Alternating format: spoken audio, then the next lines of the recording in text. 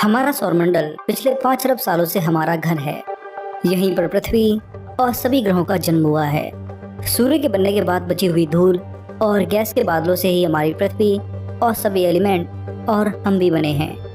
धीरे धीरे यहाँ पर ग्रह बने और फिर उन ग्रहों पर एटमॉस्फेयर बना, पर सभी ग्रहों में से केवल पृथ्वी पर ही जीवन पनपा।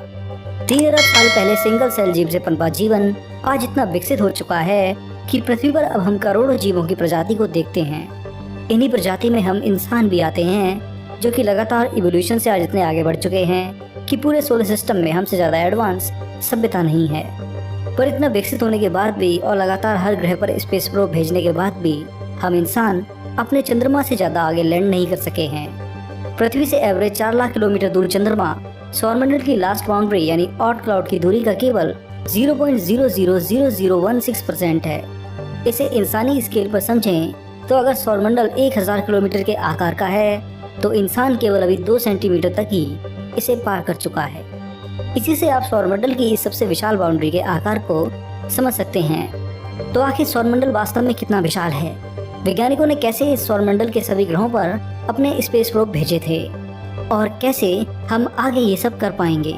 तो ये सब जानने के लिए चलिए मेरे साथ सौरमंडल की इस अद्भुत यात्रा पर, जो आपके पक्का होश उड़ाकर रख देगी। मानव सभ्यता 60 लाख सालों से पृथ्वी पर है, पर उसने अंतरिक्ष में जाना पिछले 100 सालों में ही सीखा है। पर इतने कम समय में भी इंसानों ने सभी 8 ग्रहों पर एक ना एक स्पेस प्रोब भेज ही दिया है। इन सभी स्पेस मिशनों में वॉयेजर मिशन सबसे ज्यादा इम्पोर्टेंट माना जाता है। ये एकमात्र मिशन है जो हमारी सभी जरूरी जानकारी लिए सोलर सिस्टम में भटक रहा है। हर सेकंड 17 किलोमीटर पार करने वाला ये यान इस समय इंटरस्टेलर स्पेस में तो जा चुका है, पर आज भी इस पर सूर्य की ग्रेविटी का असर होता है। 1977 में लॉन्च हुआ वॉयेजर 1 यान पिछले 46 सालों से लगातार एक स्पीड से सौरमंडल में चल रहा है, पर आज भी एक काइपर बेल्ट को पार नहीं कर सका है। काइपर बेल्ट में अरबों उल्कापिंड आते हैं जो कि सूर्य के चक्कर लगाते हैं। प्लूटो के बाद ही इन विशालकाय उल्कापिंडों की ये बेल्ट शुरू हो जाती है, पर इसका आकार बहुत ही ज्यादा विशाल है।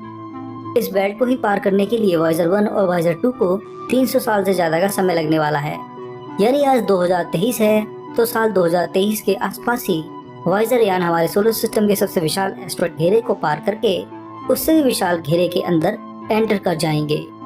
वॉयेजर की अब ऑट क्लाउड में एंट्री हो चुकी है और वह धीरे धीरे इस घेरे में मौजूद पत्थरों से बचते हुए आगे बढ़ रहा है। नासा की रिसर्च के अनुसार ऑट क्लाउड 10,000 AU से लेकर के 1 लाख AU तक फैला है।